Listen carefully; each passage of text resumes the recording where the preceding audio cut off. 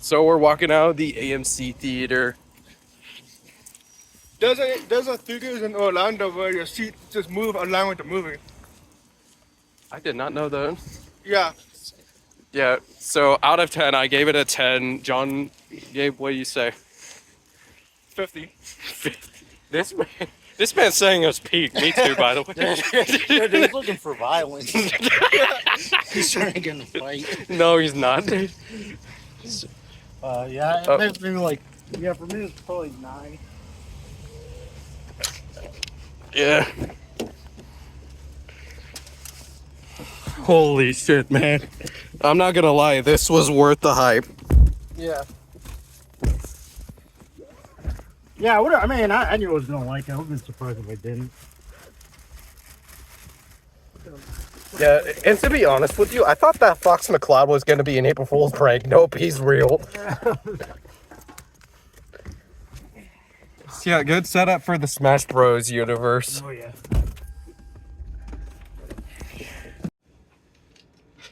I'm gonna get set up real quick. And I am recording this on my phone as we are doing this review. So, it's gonna be a bit of a challenge to talk about it without spoiling it. And so that you can get a better look. This Yoshi popcorn bucket, it goes all the way down to his tail. And this was worth, yeah, this was $50 and it was worth the price. So, the fact that we get to see Rosalina in the first few minutes and then the rest of the cast, pretty good choice if you ask me. And we of course get to see Bowser, and the trailers confirmed Bowser Jr. is also a thing. This is just my food, ignore that.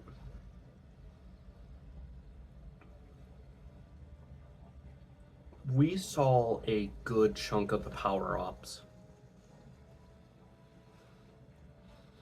Like, we saw in the trailers and the advertisements, we've seen the fire flower, we've seen the ice flower, which I'm not gonna lie, the ice flower scene was pretty funny. And of course, the Yoshi scenes are adorable to see. And I am just blown away with how good it is.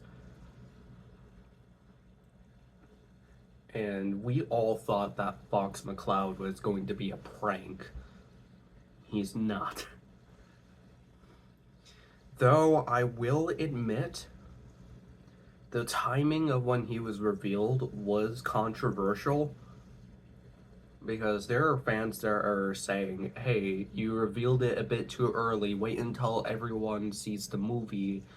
And there's also the crowd of people who are excited for it saying, oh shit, we're getting the Smash Bros. Movie universe? We are.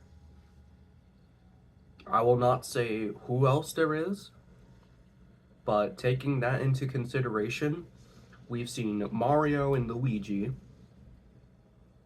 and of course Peach and Toad.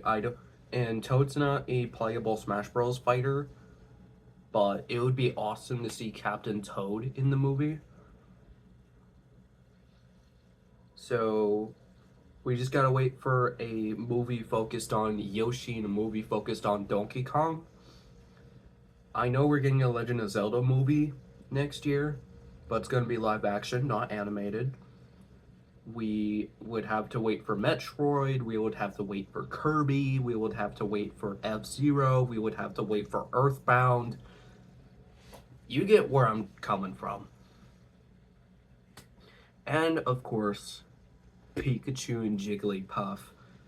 are the two OGs of the Pokemon in the Smash Bros. Series. And the way that they set up the movie universe, they did really good with the setup for it. And of course, Jack Black still cooked as Bowser. And I will not say what happens to him in the end of the movie. You're on your own. Otherwise, I would be spoiling it if I did. Bowser Jr. was surprisingly a really good villain. And the planets are visually beautiful to look at. The power-ups were insane to see. And there are critics that are shitting on the movie hard. And there are those who may notice some cracks.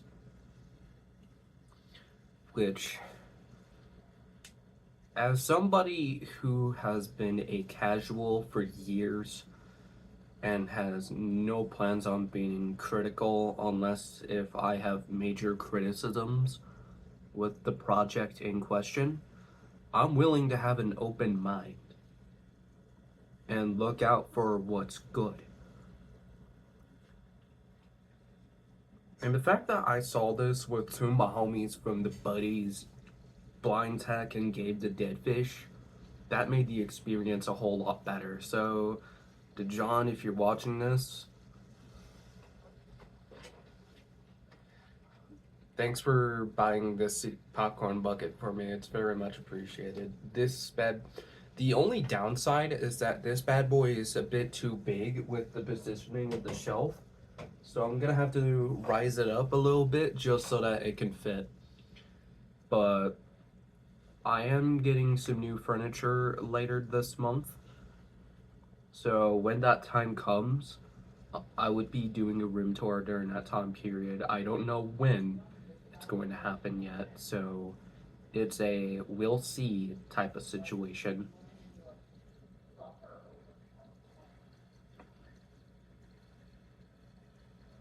And when it comes to Fox's inclusion, they don't go crazy hard, but it's good to see that he's letting the other characters that is from this universe have 90% of the spotlight. So they handled the Fox cameo pretty well. And the voice actor for Fox did pretty good. And from when Shane Spicer said Brie Larson is a good casting choice for Rosalina, I can understand why he says that. Brie Larson did really good as Rosalina. And like what I said, it's a bit of a challenge for me to talk about it without spoiling it, which I'm happy I was able to handle how I want to approach this without spoiling it.